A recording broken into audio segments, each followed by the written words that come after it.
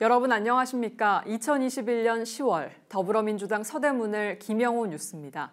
이번 달은 국정감사 특집 뉴스로 꾸렸습니다. 첫 번째 소식입니다. 내년 20대 대통령 선거를 앞두고 각 당 후보들이 치열한 공방을 펼치고 있는 요즘, 지난 13일 주미대사관을 상대로 한 김영호 의원의 질의 영상이 뜨거운 관심을 받고 있습니다. 국내 야당 대선 후보자들이 주장하는 미국의 전술핵 재배치와 핵무장 주장에 대한 바이든 정부의 입장을 묻고 팩트체크를 했는데요. 이 질의를 통해 김영호 의원은 야당 대선 후보자들의 주장에 따끔하게 일침을 가했습니다. 현재 국민의힘 대선 주자 중 일부는 북한의 핵 위협에 대응하기 위해 한미 간의 전술핵 재배치나 북대서양 조약기구식 핵 공유가 필요하다는 주장을 펼치고 있는 상황입니다. 이에 김영호 의원은 현재 야당의 주장대로 될 경우에는 우리나라도 NPT 비확산 조항에 위배되기 때문에 우리나라도 북한과 같이 안보리 제재 대상에 포함되는 꼴이라며 핵 확산을 부를 수 있는 군사적 해법은 대안이 될 수 없다고 말했습니다. 이에 이수혁 주미대사는 이 문제는 한미 간뿐만 아니라 국제사회의 공통된 의견이라며 우리나라의 전술핵 배치나 핵무장은 고려한 적도 없고 고려할 의향도 없고 해서는 안 된다고 일축했습니다. 다음 소식입니다. 지난 18일 통일부 국정감사장에서 김영호 의원은 이인영 통일부 장관에게 남북 공동연락사무소 폭발건에 대해 북한의 재발 방지뿐만 아니라 재설치 비용 등 책임지는 행동을 제시해달라고 요청했습니다. 지난 9월 24일과 25일 김여정 부부장은 종전선언과 남북공동연락사무소 재설치에 대해 담화문을 발표하고 현재 경색돼 있는 남북관계에 물꼬를 틀 가능성을 열었습니다. 이에 김영호 의원은 혈세 180억 원이 들어간 남북공동연락사무소를 북한이 일방적으로 파괴하여 우리 국민들에게는 크나큰 상처로 남았다며 이번 공동연락사무소 재건설 비용을 북한이 부담해야만 땅에 떨어진 북한의 이미지 회복과 국민들에게도 사과의 진정성이 전달될 것이라고 말했습니다. 이에 이인영 통일부 장관은 그런 부분들을 전제 조건으로 대화를 재개하기보다는 대화 과정 속에서 지혜로운 해법을 추구하는 것이 효율적이라며 김영호 의원이 지적한 부분을 충분히 고려해 향후 남북관계 개선을 해나가겠다고 말했습니다. 다음 소식입니다. 최근 미국의 37개 주에서 마리화나 사용이 합법화됨에 따라 지난 9일 김영호 의원은 주 샌프란시스코 국정감사에서 마리화나 사용에 대해 엄연한 불법 행위임을 유학생 및 교민들에게 안내하도록 질의했습니다. 김영호 의원은 주 뉴욕 대사관을 비롯해 아르헨티나, 멕시코 대사관 등에서도 이에 대해 질의를 실시했는데요. 지난 21일 종합감사에서 정의용 장관에게 최종적으로 질의해 10월 18일부터 개선 조치됐다는 보고를 받았습니다.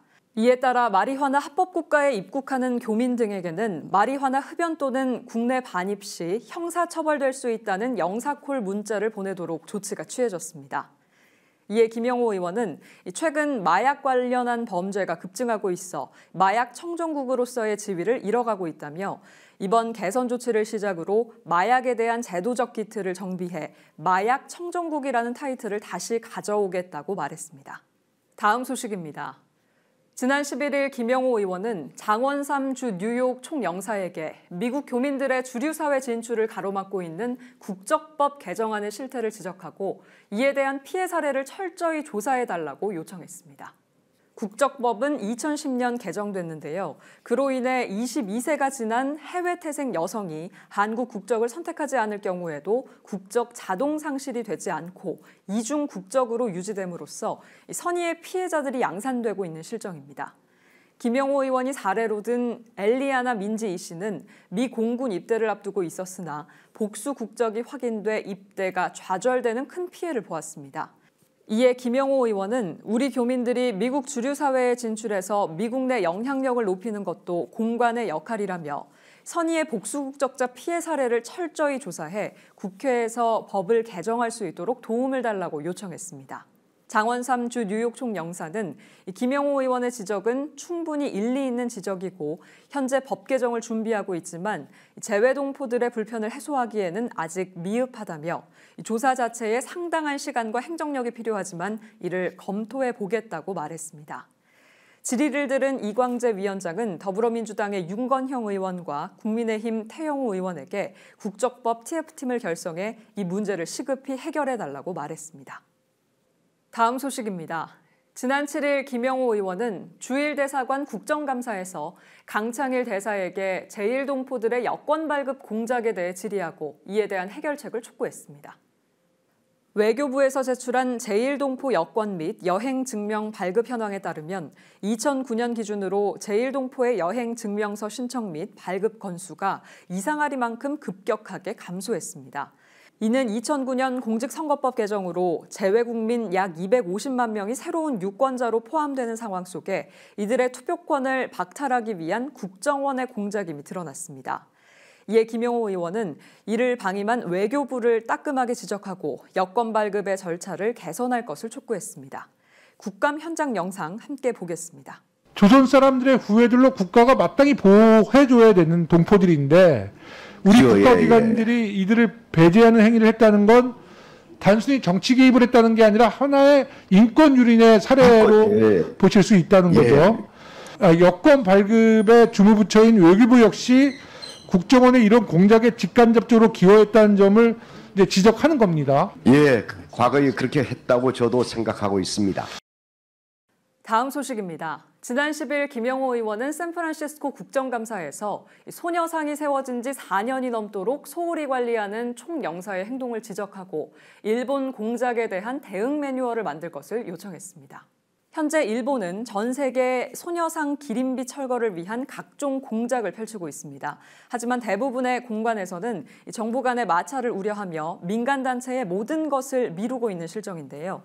이에 김영호 의원은 국정감사 전에 교민단체와 면담을 갖고 직접 샌프란시스코 기린비를 참배했습니다.